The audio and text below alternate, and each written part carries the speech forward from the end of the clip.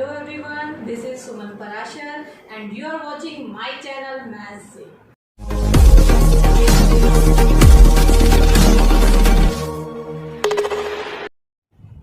आज हम स्टार्ट करने वाले हैं क्लास 10th का चैप्टर 1 रियल नंबर्स और सबसे पहले हम समझेंगे यूक्लिड डिवीजन लेमा क्या होता है।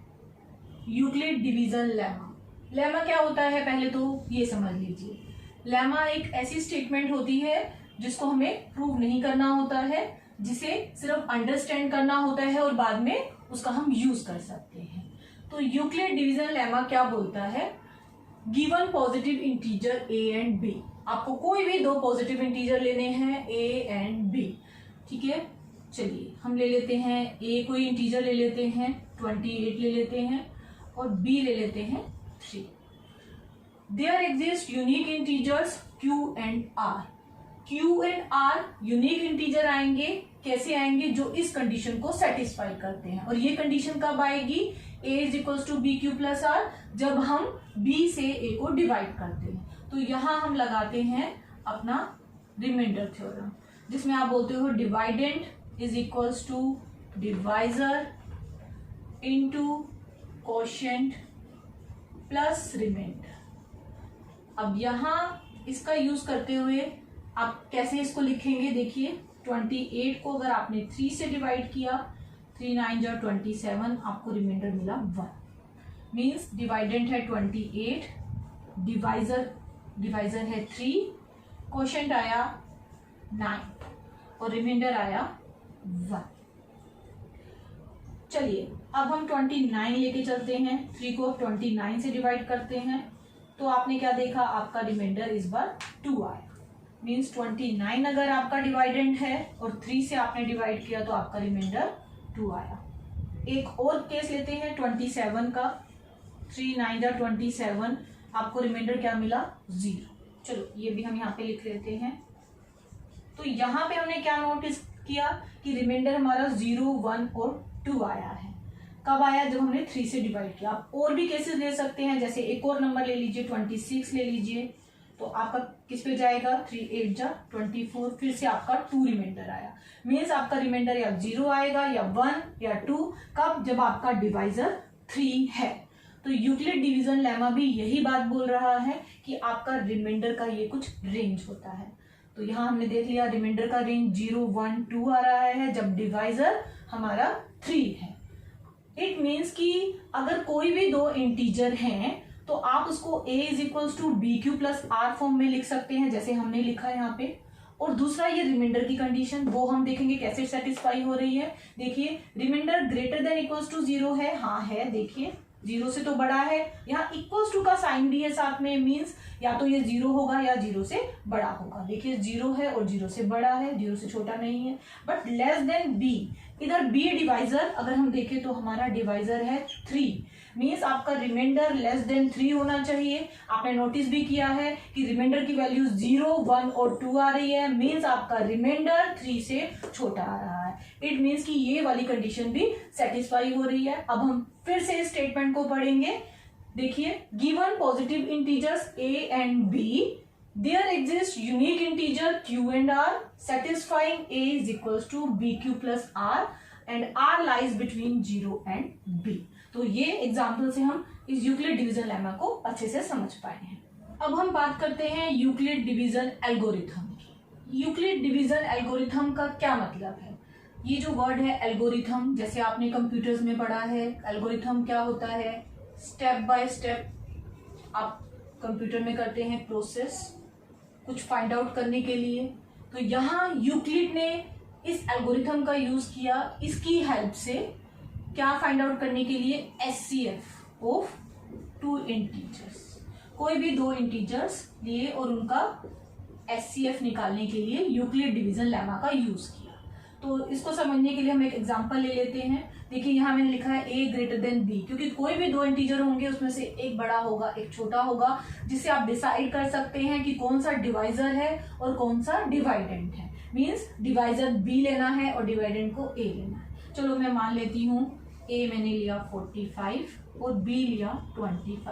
अब मुझे चाहिए इन दोनों का एचसीएफ। अगर हम अपनी पुरानी टेक्निक का यूज करते हैं HCF निकालने के लिए, तो आप ऐसे करते हैं, देखिए 25 से 45 को आपको डिवाइड करना है, तो आप इसको ऐसे करेंगे, 1 पे जाएगा, फिर आपको मिलता है 20। फिर आप क्या करते हैं, जो भी आपका रिमाइंडर ये आया, ये आपका B बन जाता है, मतलब डिवाइजर बन जाता है। यहाँ ये देखिए, पहले हमने इसको B माना था और 45 हमारा A था। A को B से डिवाइड करना, जैसे मैंने यहाँ पे पहले भी बताया आपको। तो अब आपका रिमाइंडर B बन गया, ऐसे करते हैं ना आप, और जो आपका इधर B होता है वो डिवाइडेड बन जाता है। फिर इसको डिवाइड करेंगे 20 से, 5 आपका रिमाइंडर आया, फिर 20 को इधर ले आते हैं, हो जाते गया। तो ये जो 5 आपका आया, लास्ट जो डिवाइजर होता है वो होता है HCF ऑफ जो भी 2 नंबर लिए हैं, यहाँ पे हमने लिए हैं 45 और 25। तो इसको ध्यान में रखते हुए आप ये एल्गोरिथम की स्टेप्स यहाँ पे लिखेंगे। देखिए A आपका 45 है और B 25 है, और आपको किस फॉर्म में लिखना है इसको, आप बोलेंगे बाय यूक्लिड डिवीजन लेमा, क्योंकि इसका यूज कर रहे हैं। हमारे पास A और B 2 पॉजिटिव इंटीजर हैं, तो Q और R एग्जिस्ट करेंगे। हम A को B Q plus R form में लिख रहे हैं। A को हम लिख रहे हैं B Q plus R। A है 45, देखिए B क्या था 25, आपने डिवाइड किया तो Q आपका 1 आया था इंटू 1, और रिमाइंडर, ये जो रिमाइंडर आया था पहले वो है 20। और ये स्टेप बाय स्टेप जब हम लिखते हैं तो इसको एल्गोरिथम बोला जाता है। अब हमें क्या करना है, इसको मान लो इक्वेशन 1। अब आपको देखना है यहां से, यहां तक हो गया। अब यहां से देखना है कि हमारा डिवाइडेंड 25 है, मीन्स नया A बन गया 25, मीन्स ये 25 अब यहां लिखा जाएगा, और जो 20 रिमाइंडर था वो आपका नया डिवाइजर है 20। और फिर आपने देखना है, फिर से आपका नया जो Q था वो 1 था, 1 प्लस रिमाइंडर आपका 5 आया, मीन्स फिर से आपने कौन सी फॉर्म लिख दी, A is equals to BQ plus R। Next step में फिर ये 20 इधर आ जाएगा, मीन्स 20 अब आपका डिवाइडेंट हो जाएगा, 5 आपका डिवाइजर हो जाएगा, और आपने देखा कि 5 4 जा 20 है और रिमाइंडर आया 0।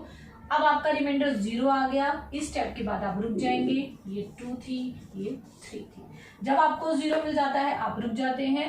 तो यहां से आप बोल सकते हैं कि जो आपका डिवाइजर था 5, मीन्स इस स्टेप में अगर हम कंपेयर करें A is equals to BQ plus R, तो जो आपका B था वो आपका HCF है।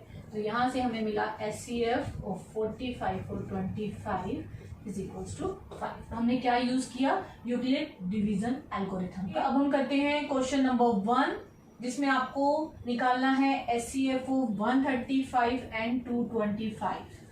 यहाँ पे हम यूक्लिड डिवीजन एल्गोरिथम बोलेंगे क्योंकि हम स्टेप्स यूज कर रहे हैं। तो आप बोलेंगे, सबसे पहले आप डिसाइड करेंगे यहाँ पे A और B क्या है। तो A है 225 और B है 135। तो आप बोलेंगे bye Euclid division algorithm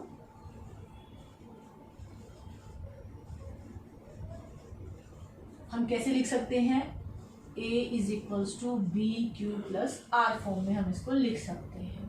A 225 है, B 135 है। देखिए यहाँ हमने इसको डिवाइड किया है, तो हमें जो रिमाइंडर मिल रहा है वो 90 है, क्वोशिएंट 1 मिल रहा है। ये B है और ये A, ठीक है। तो Q कितना है 1 और R कितना है 90। अब देखिए यहाँ नेक्स्ट स्टेप में जो आपका रिमाइंडर आया था वो अब आपका डिवाइजर दिख रहा है।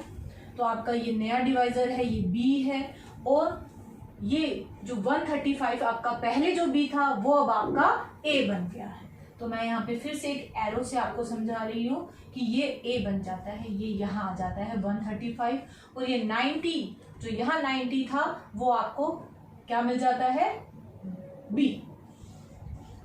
यहाँ से आप देख सकते हैं 90 अब B बन गया है, ये A बन गया है, न्यू A, ये B है, ये Q है, और अब ये R है, ठीक है। तो 90 इंटू 1 प्लस इधर रिमाइंडर है 45, ठीक है। हमने स्टेप बाय स्टेप किया है, एल्गोरिथम यूज कर रहे हैं। ये फर्स्ट से हो गया, ये सेकंड से।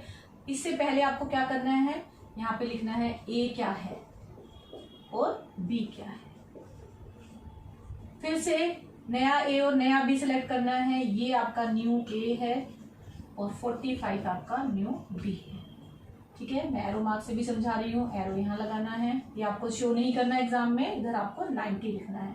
फिर लिखते हैं बी, फिर आपको देखना है आपका न्यू क्यू क्या है और न्यू आर क्या है।